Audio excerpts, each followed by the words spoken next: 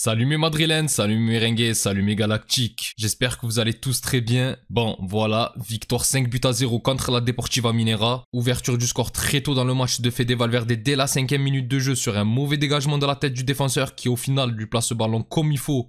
Et l'Uruguayen fait une reprise sautée. Et honnêtement, ça m'a fait délirer comment il était en mode sans pitié sur la frappe. Genre, il a cartouché la cage normale. C'est ensuite Camavinga qui va mettre le deuxième but de la tête. Et franchement, ça m'a fait plaisir de le voir marquer. Même lui d'ailleurs, on a vu qu'il était tout content après son but. Ça lui arrive pas souvent. Et même si l'adversité n'était pas au rendez-vous, moi, ça m'a quand même fait plaisir. Et même de manière plus générale, j'ai beaucoup aimé le match en soi, dans l'ambiance, les intentions et tout. Franchement, ça m'a vraiment plu.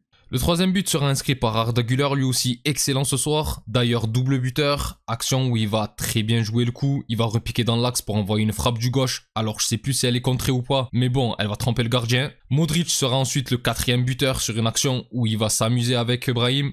Et même sur l'ensemble du match, les deux là, Modric et Brahim, mais ils jouaient vraiment comme s'ils étaient à l'école, c'est trop. Et là sur le but, ça va enchaîner les 1-2 et Modric va envoyer un ballon dans le petit filet, une douceur qui va être ovationnée par les adversaires. Bon après, le respect de la légende rentre en compte et d'ailleurs Modric, on va en parler, mais l'aisance technique de ce joueur. Alors là ce soir, on a eu la chance d'avoir un terrain qui était une belle pelouse et forcément, ça avantage et ça exacerbe le niveau technique des joueurs du Real Madrid. Mais Modric, même ce week-end, t'as l'impression que si tu lui mets dans un match où tu sais qu'il va pas y avoir une forte intensité physique, il met un KO à tous les joueurs sur le terrain malgré son âge. Et bon, comme j'ai dit, il va être ovationné après son but et à la sortie par le public. Et franchement, c'est totalement mérité, c'est une légende. Et j'espère qu'on le verra encore pour quelques matchs. Et enfin, cinquième but, comme j'ai dit, doublé d'Arda Güler qui va reprendre un centre de Fran Garcia dans la surface, ce qui va porter le score final à 5-0. Bon, après le score en soi, on s'en fiche un peu. On le savait que ça allait se passer comme ça, c'est pas un match sur lequel on va épiloguer pendant 1000 ans.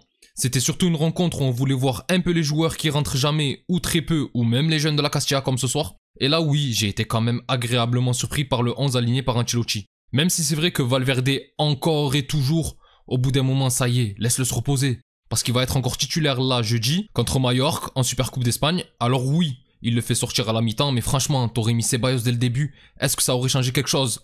Alors ouais, t'as Valverde qui ouvre le score, mais sois un réaliste, il y avait beaucoup trop d'écart. En plus, comme j'ai dit, même si ça nous arrive d'être en galère en Copa contre des équipes de rang inférieur, là aujourd'hui, les conditions avec la pelouse, etc., franchement, t'étais bien.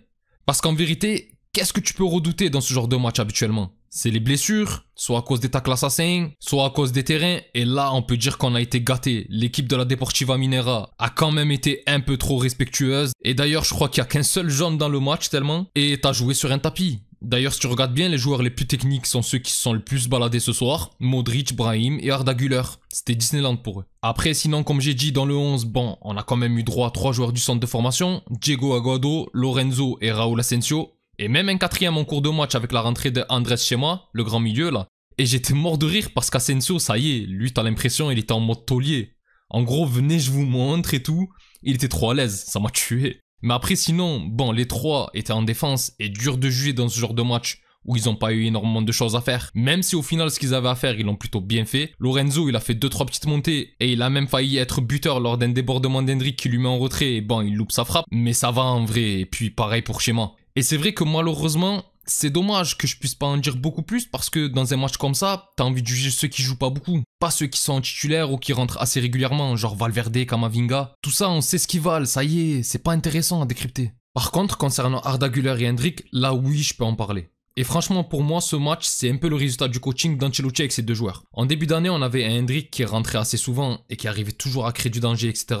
Il a même été buteur dès sa première entrée, que ce soit en Liga ou en Ligue des Champions. Et à chaque fois, il se passait un truc. Alors que Güler, il jouait moins que récemment. Et au fur et à mesure des semaines et des mois, on va dire que la tendance a commencé à s'inverser. Et voire pire parce qu'Hendrick n'entre même plus. Je me suis déjà plaint de la gestion de ce joueur sur les matchs où, comme face à Séville, tu mènes avec 3 buts d'écart et il rentre jamais.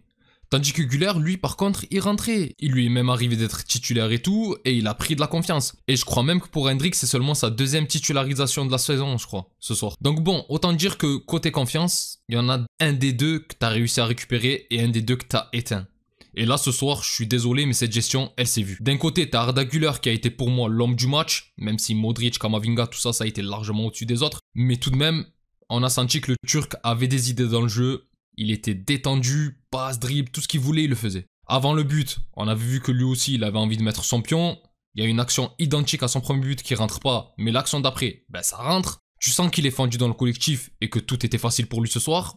Et il jouait, lui tu voyais qu'il se baladait, il aurait pu avoir je ne sais pas combien de passes décisives si Modric et Brahim ne s'amusaient pas devant, alors qu'Hendrick c'est différent. Bon attention, il n'a pas été mauvais non plus, il a été dans des situations intéressantes, il a su créer des occasions et tout, mais tu sentais qu'il était beaucoup plus nerveux. Je sais que de nature il est plus nerveux, c'est pas ça le truc, c'est juste que lui dans son regard tu voyais que là où les autres s'amusaient, lui il était en mission. Il voulait marquer, il voulait être décisif. Il voulait se montrer mais beaucoup trop. C'est pas un défaut de vouloir se montrer dans un match comme ça, c'est fait pour. Mais lui, là, il en faisait trop. Tu sentais qu'il était plus rigide que les autres, il avait la haine de louper, etc.